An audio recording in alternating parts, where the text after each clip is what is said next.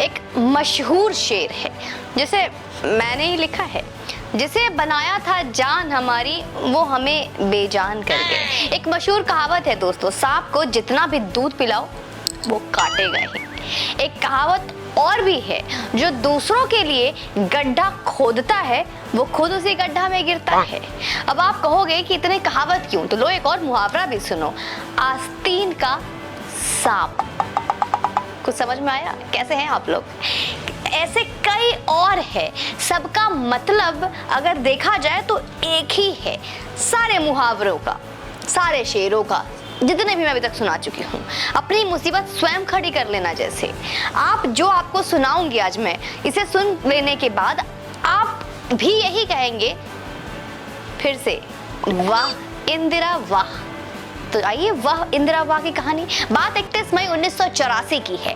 Army के 9 infantry divisional commander major general Kuldeep Singh Brar अपने परिवार के साथ छुट्टियां मनाने शिमला जा रहे थे। सब कुछ टिकट से होटल तक अरेंज हो गया था। अचानक उन तक ट्रंक कॉल से एक सूचना पहुंचाई जाती है कि आप एट द अर्लीस्ट चंडीगढ़ पहुंचिए, there is something very serious. Call प्रधानमंत्री कार्यालय से था तो इग्नोर का तो कोई सवाल ही नहीं था। मेजर बरार अगली फ्लाइट से सब कुछ छोड़ छाड़ कर सीधा पहुंचते हैं चंडीगढ़। एक बेहद नाजुक स्थिति में था पंजाब उस वक्त, और तत्कालीन प्रधानमंत्री एवं देश की लौ महिला इंदिरा गांधी जी उस नाजुक वक्त में एट एनी कॉस्ट सिचुएशन के अपने कंट्रोल में करना चाहती थी। इसी सिचुएशन कंट्रोल के ऑपरेशन की कमान संभालने के लिए मेजर बरार को उनकी छुट्टियां कैंसिल करके वापस बुलाया गया था। तो क्या था वो सिचुएशन, पता है आपको? ऐसा क्या था वो सिचुएशन? किसने पैदा किया वो सिचुएशन? और क्या वो सिचुएशन हैंडल हुआ? बताइए। तो आइए जानते हैं उस सिचुएशन हैंडल की कैजुअलिटी क्या थी।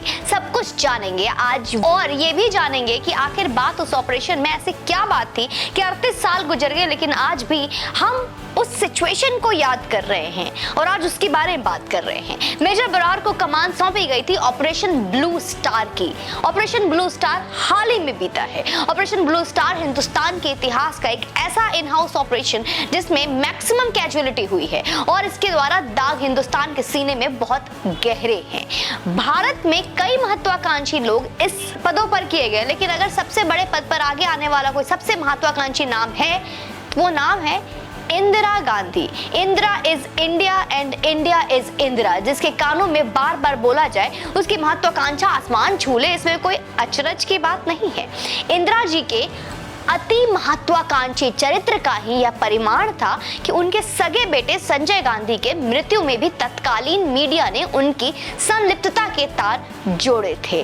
खैर, आज विषय से नहीं भटकते हैं और बात करते हैं इंदिरा जी के उस महत्वाकांक्षा की जिसके लिए आज भी इस देश के एक बड़ी कीमत चुका रहा है। इंदिरा जी के कांग्रेस जब पूरे देश में अपना वर्चस्व बना रही थी तो उस दौरे में पंजाब उनके लिए एक चुनौती थी, जैसे आज भी है पर उस वक्त भी चुनौती थी। पंजाब और पंजाबियत का नेतृत्व कर रही शिरोमणि अकाली दल कांग्रेस के पंजाब में फलने फूलने के रास्ते का सबसे बड़ा पत्थर था। इंदिरा गांधी पंजाब में ही शिरोमणि अकाली दल के जन समर्थन में सेंग लगाने के लिए पंजाब का कोई चेहरा ढूंढ रही थी और उनकी खोज जाकर पूरी हुई संत जनरल सिंह भिंडरवाले पर। कौन था ये जनरल सिंह भिंडरवाले और कैसे बन सकता था ये शिरोमणि अकाली दल का एक विकल्प? जनरल सिंह भिंडरवाले खालिस्तान मूवमेंट का तत्कालीन पोस्टर बॉय था। उसके भड़काऊ भाषण सिख समुदाय में खूब वायरल हो रहे थे, जिसमें वो सिखों के लिए सिख लैंड यानी कि खालिस्तान की मांग कर रहा था। भिंडरवाले के बारे में बता दें कि वो अपने से पहले वाले खालिस्तानी मूवमेंट के समर्थकों जैसा बिल्कुल नहीं था। वो बेहद क्रूर, हिंसक और बाय हुक एंड क्रुक के सिद्धांत पर चलने वाला एक व्यक्ति था। लेखक खुशवंत सिंह भिंडरवाले के बारे में लिखते हुए कहते हैं कि an evil man who deserves to die. अब जरा आपको खालिस्तान मूवमेंट के बैकग्राउंड में ले चलें। वीडियो को ध्यान से सुनिए, शेयर करते जाइए और ध्यान से समझते जाइए। इसकी शुरुआत कोई आज की नहीं है दोस्तों। बिना नाम के यह शुरू तो 1929 में ही हो गई थी। 1929 के लाहौर अधिवेशन में देश के सबसे पहले प्रधानमंत्री जवाहरलाल नेहरू जी थे। पिताजी मोतीलाल नेहरू ने पूर्ण स्वराज की ड्राफ्ट रखी, जिसका विरोध सभा में मुख्यतः 3 लोगों ने किया था।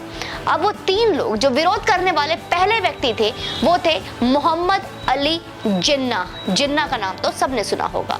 दूसरे थे डॉक्टर भीमराव अंबेडकर, उनको भी जानते होंगे। और तीसरे थे मास्टर तारा सिंह। जिस तरह से मोहम्मद अली जिन्ना और डॉक्टर अंबेडकर देश में अपने समुदाय के लोगों के अधिकार की चिंता कर रहे थे, उसी तरह शिरोमणि अकाली दल के मास्टर तारा सिंह भी भारत में सिख समुदाय की चिंता में पूर्ण स्वराज के कल्पना को पचा नहीं पा रहे थे। खैर, बात बीती और आगे बढ़ा इनका अपना अपना एजेंडा।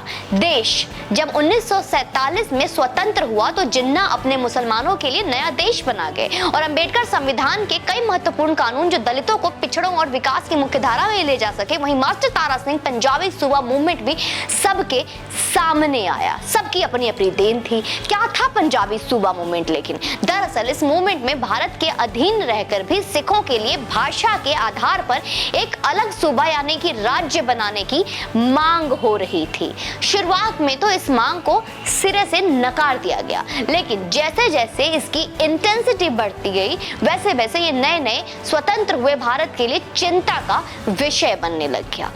अलग राज्य, अलग जगह 1966 में आते हैं। इंदिरा की तत्कालीन सरकार ने इसका हल निकाला और पंजाब प्रांत को 3 हिस्सों में बांट दिया।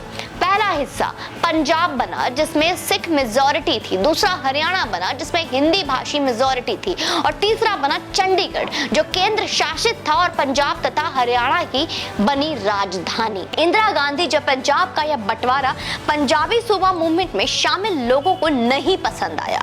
किसी को अपना हिस्सा नहीं पसंद आया तो किसी को ये शेयर्ड कैपिटल की थ्योरी पसंद नहीं आई।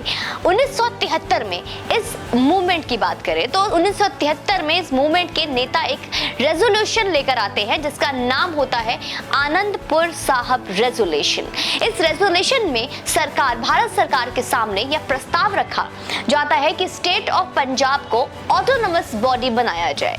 ऑटोनोमस बॉडी यानी भारत सरकार के वित्तीय कोष से चलने वाला ऐसा राज्य जिसके पास अपने कंट्रोल की चाबी हो या ये कहे कि उनका एक अपना संविधान हो। यह मांग इशारा था कि अब एक मूवमेंट पंजाब को दूसरा देश बनाना है की ओर बढ़ चुका है। 1980 में इस मूवमेंट को मिलता है एक सिख स्कॉलर और बाद में बना एक militant the poster boy of Khalistan movement Sant general Singh भिंडरवाले। अब इस पर हम आगे भी चर्चा करेंगे, वीडियो काफी लंबी हो जाएगी। ये बहुत इंपॉर्टेंट इंफॉर्मेशन है जहां पे हर कोई बोलता है, पूछता है खालिस्तान क्या है, जहां पे हर कोई जानना चाहता है कि आखिर ये भिंडरवाला ग्रुप क्या है, ये भिंडरवाला कौन है, भिंडरवाला कहां से आया। इन सारे के बारे में अब हम बात करेंगे और आपको हर तह से इसके बारे में बताएंगे कि फिर क्या हुआ था। तो इसके बारे में हम फिर पार्ट 2 लेकर आएंगे और इसके बारे में और हम विस्तार से आपको बताएंगे। बाकी आप इस वीडियो को यूं ही बने रहे, वीडियो को शेयर करते रहे, चैनल पे बने रहे। बहुत ही इंफॉर्मेटिव वीडियो आपके लिए मैं कोशिश करती हूँ कि लाऊंगी। रिक्वेस्टिंग यू ऑल कि आप अपना सपोर्ट मुझे यूं ही देते रहे और यूं ही जानकारियां लेते रहें। तो अगर आपको ये वीडियो फुल इंफॉर्मेटिव लगता है, use your finger to share, like and of course subscribe my channel. जय हिंद, वंदे मातरम।